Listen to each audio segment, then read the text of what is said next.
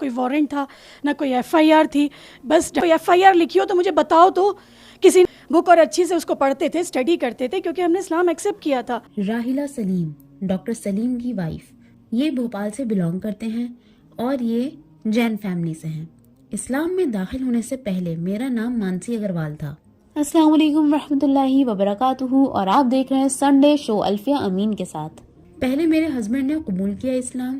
جب میرے ہسبینڈ نے اسلام کو قبول کیا تو میرے لیے یہ کافی زیادہ شاکنگ تھا, کیونکہ میں نے کبھی بھی کسی کو نماز پڑھتے ہوئے نہیں دیکھا تھا. جب نماز کا وقت ہوتا تھا تو یہ نماز پڑھنے چلے جاتے تھے, لیکن اس وقت میں نہیں جانتی تھی کہ یہ نماز پڑھنے گئے ہیں. اور میں پوچھا کرتی تھی کہ کہاں جا رہے ہیں آپ, تو وہ مجھے کہہ دیتے تھے it's none of your business, تمہیں اس سے مطلب نہیں ہونا چاہیے کہ میں کہاں جا رہا ہوں, تم اپنا کام کرو اور مجھے اپنا کرنے دو. یہ سننے کے بعد میں بھی خاموش ہو جایا کرتی تھی.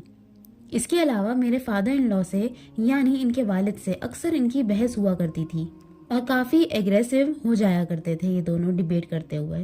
میں نہیں سمجھ پاتی تھی کہ آخر ایسی بھی کیا بات ہو گئی ہے جو یہ لوگ اتنے زیادہ ایگریسو ہو رہے ہیں, اتنی زیادہ بحث کر رہے ہیں. ایک دن فجر کے وقت میری آنکھ کھلی اور میں نے دیکھا کہ یہ نماز پڑھ رہے ہیں. حالانکہ میں کچھ بھی نہیں جانتی تھی نماز یا اسلام کے بارے میں, لیکن اکثر ٹی وی وغیرہ میں دیکھا ہے کہ نماز کے کیا کیا ایکشنز ہوتے ہیں, اس طرح سے پڑھی جاتی ہے. میں نے پوچھا کہ آپ نماز پڑھ رہے ہیں, تو اس دن انہوں نے مجھے بتایا کہ ہاں میں نماز پڑھ رہا ہوں. اور یہ چیز دیکھ کے میں کافی گھبرا گئی اور میں جلدی سے بھاگی اور اپنے گھر والوں کو بتایا کہ یہ نماز پڑھ رہے تھے. اور گھر والوں نے کہا کہ ابھی کسی کو نہیں بتانا, ہم دیکھتے ہیں کہ ہم کیا کر سکتے ہیں. اور جیسے کہ ہم سبھی جانتے ہیں کہ میڈیا اور ٹی وی فلموں کے ذریعے اسلام کے بارے میں کتنا کچھ غلط سکھایا بتایا جاتا ہے, تو مجھے بھی یہی لگنے لگا کہ میرے ہسبینڈ کو اچانک سے کیا ہو گیا ہے. مجھے ڈر لگنے لگا کہ میں بھی وہی سوچنے لگی مسلمانوں کے بارے میں جو کچھ میڈیا یا ٹی وی فلموں میں بتایا جاتا ہے. مجھے لگا کہیں یہ ٹیررسٹ بننے کی تیاری تو نہیں کر رہے. اور صرف اتنا ہی نہیں, اس وقت میں ایکسپیکٹ کر رہی تھی کچھ ہی وقت میں میری اولاد ہونے والی تھی, تو میں اور بھی زیادہ ڈر گئی تھی. اکثر میں نے دیکھا ہے کہ میرے ہسبینڈ کچھ چھپ چھپ کے پڑھا کرتے ہیں اور پھر ان کتابوں کو الماری میں چھپا دیتے تھے. جیسے ہی وہ گھر سے باہر جاتے تھے تو میں ان بکس کو پڑھنا شروع کر دیتی تھی. جب میں نے ان کتابوں کو پڑھا تو مجھے لگا کرتا تھا کہ کچھ تو ہے الگ ان کتابوں میں, کیونکہ جب سے میں نے ان کو نماز اور کچھ الگ قسم کی کتابیں پڑھتے دیکھا ہے, تب سے ان کے بیہیویئر میں کافی پازیٹیو چینجز ملے ہیں مجھے. اور اسی وجہ سے یہ سب دیکھ کے یہ سوچنے پر مجبور ہو گئی تھی کہ اس بک نے اور اس پلیٹ فارم نے, اس ریلیجن نے ایسا کیا دیا ہے میرے شوہر کو کہ یہ اتنے زیادہ بدل گئے ہیں, اور وہ بھی کافی پازیٹیو انداز میں. اور جس طرح اسلام نے سکھایا بتایا ہے کہ کس کس طرح حقوق دینے ہیں وائف کے, وہ یہ سب کرنے لگ گئے تھے. تو یہ کافی زیادہ شاکنگ تھا میرے لیے. میں بہت حیران رہ گئی تھی یہ سب دیکھ کے, اور یہ سب کچھ دیکھ کے مجھے لگا کہ مجھے بھی پڑھنا اور کرنا چاہیے جو میرے ہسبینڈ کر رہے ہیں. میں جین تھی اور جینزم میں گاڈ کا کوئی بھی تصور نہیں ہے. اس ریلیجن میں یہ ہوتا ہے کہ جو بھی شخص بہت نالج رکھتا ہے, نعوذ باللہ, اس کو خدا مان لیا جاتا ہے اور اسی کی پوجا کرنے لگ جاتے ہیں لوگ. اور اسلام میں آنے سے پہلے میں بھی یہی کیا کرتی تھی. یہ سلسلہ اسی طرح چلتا رہا اور میرے ہسبینڈ کا رویے سے میرا دل پگھلنے لگا.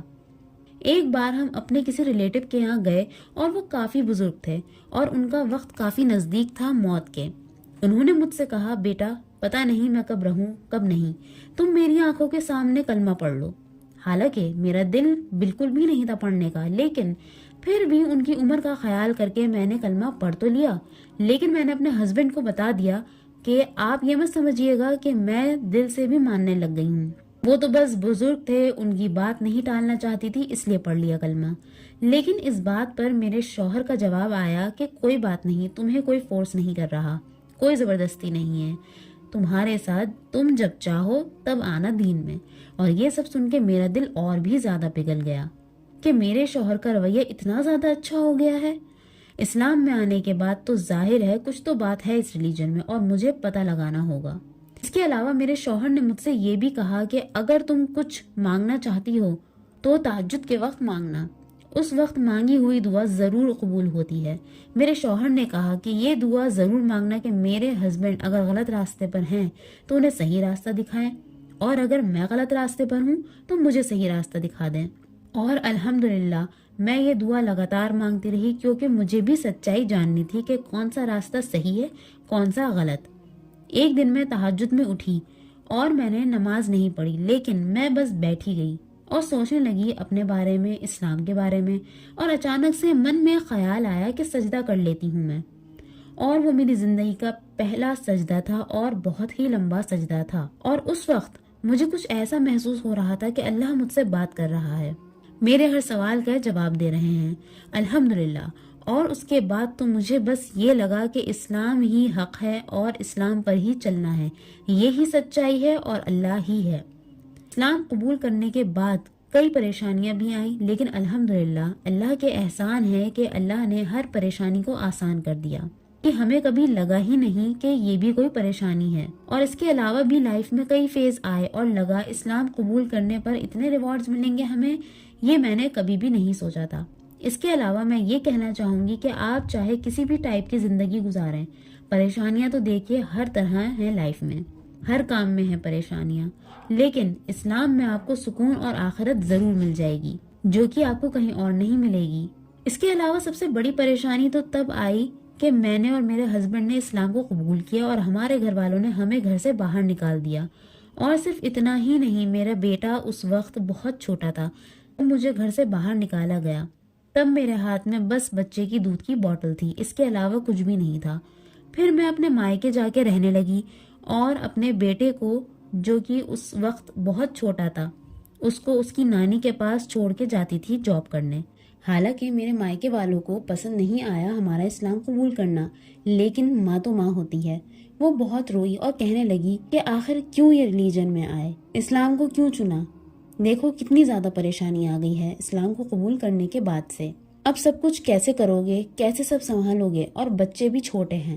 اور میں نے کہا اس وقت کہ آپ ایک ماں ہیں اور آپ کو اتنی محبت ہے اور اتنی فکر ہے، لیکن وہ رب مجھے 70 ماؤں کے برابر محبت کرتا ہے، تو وہ رب کیسے رسوا کر سکتا ہے مجھے؟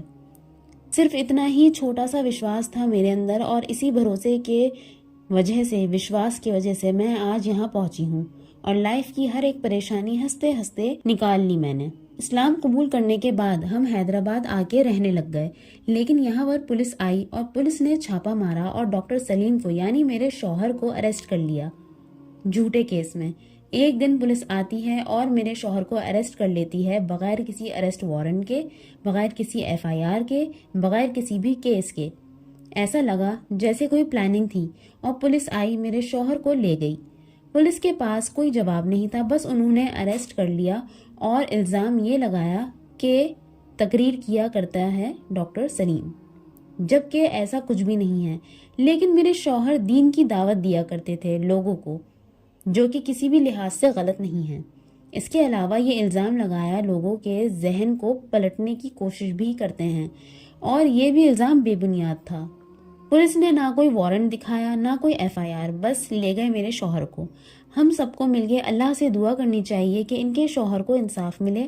ہمیشہ سب کے لیے اسلام کو قبول کرنا آسان نہیں ہوتا ہے، اور نہ ہی ہمیشہ گھر والے سپورٹ کرتے ہیں، لیکن یہ ایک کرسچن لڑکی ہے جس کے گھر والوں نے اس کو اسلام میں آنے کے لیے سپورٹ کیا، لیکن اسلام قبول کرنے سے پہلے اسے کھونا پڑا اپنے بھائی، اور کافی زیادہ ذہنی پریشانی اٹھانی پڑی۔ لیکن آخر ایسا کیا ہوا اور کیوں ہوا، یہ جاننے کے لیے یہ کہانی دیکھنا نہ بھولیں۔